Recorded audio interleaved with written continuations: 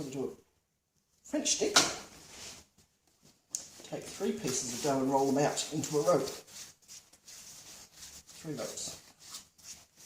And you can see I'm rolling with strength, not dainty.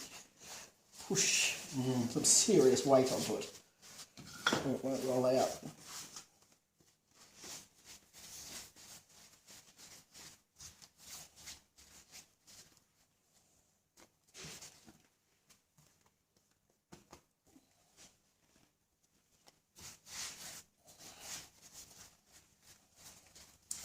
And you line them up next to each other, about the same length.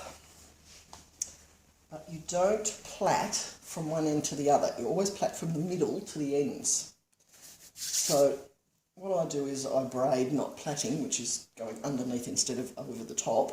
So the middle one you just lift up and you flick the outside one underneath it. Swap places. Swap hands, lift the middle one, flick. Lift the middle one, flick. And it's just flicking the outside one underneath the middle.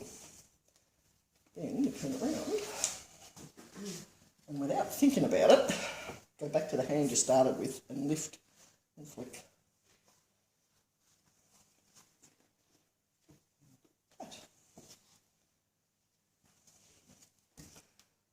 We have French stick tins, you sit that in so that it'll hold its roundness.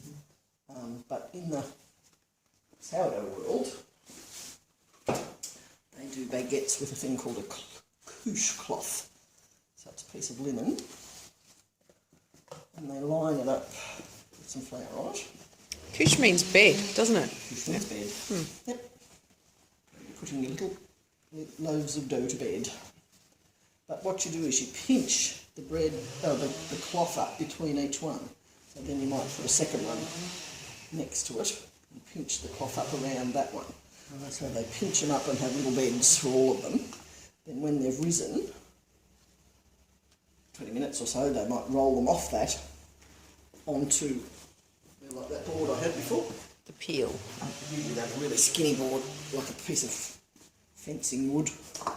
And they'll just roll that on, and that just slides off onto the floor of the oven and kicks up from there.